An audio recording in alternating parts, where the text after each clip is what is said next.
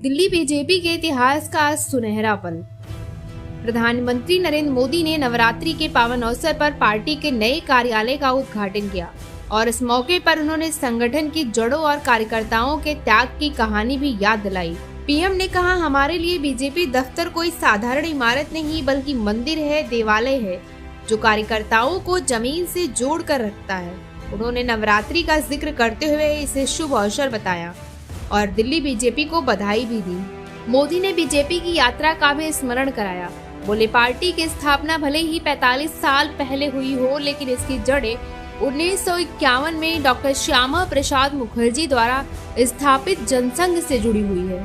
तो वहीं पीएम मोदी ने कहा कि आज बीजेपी जिस विशाल वटवृक्ष के रूप में खड़ी है, उसकी ताकत पिछले दशकों में लाखों कार्यकर्ताओं के त्याग और कड़ी मेहनत का परिणाम है।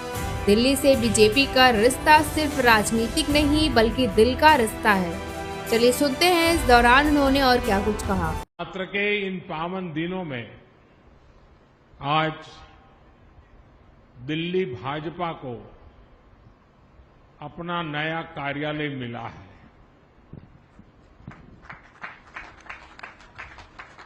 ये नए सपनों और नए संकल्पों से भरा पल है। मैं दिल्ली भाजपा के सभी कार्यकर्ताओं को बहुत बहुत बधाई देता हूं। साथियों, भारतीय जनता पार्टी की स्थापना को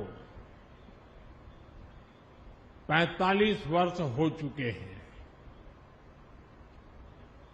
अटल जी, अडवाणी जी, नानाजी देशमुख, राजमाता विजयाराजे सिंधिया जी, मुरली मनोहर जोशी जी, ऐसे अनेक व्यक्तित्वों के आशीर्वाद और परिश्रम से ये पार्टी आगे बढ़ी। लेकिन साथियों, जिस बीज से भाजपा आज इतना बड़ा वटवृक्ष बना है, उसका रोपण अक्टूबर 1951 में हुआ था।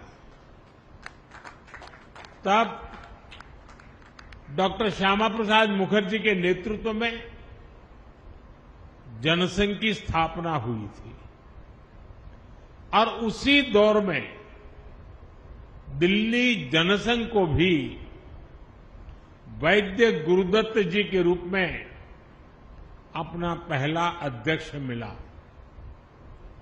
फिर समय समय पर अडवाणी जी, डॉक्टर भाई महावीर, हरदयाल देवगुण जी दिल्ली जनसंघ की कमान संभालते रहे।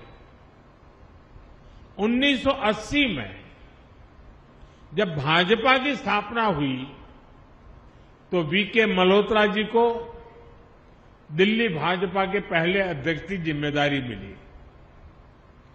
आज दिल्ली भाजपा जिस मजबूती में है, वो बीते दशकों में हमारे लाखों कार्यकर्ताओं के त्याग और परिश्रम का परिणाम है। नवरात्रि के शुभ दिनों में प्रधानमंत्री मोदी का ये संदेश साफ है, बीजेपी के लिए सत्ता साधन नहीं बल्कि सेवा साधना है। नया दफ्तर बीजेपी की ताकत और संकल्प का प्रतीक है और यहीं से तय होगी भविष्य की रणनीति, जो देश की राजनीति की दिशा भी बदलेगी।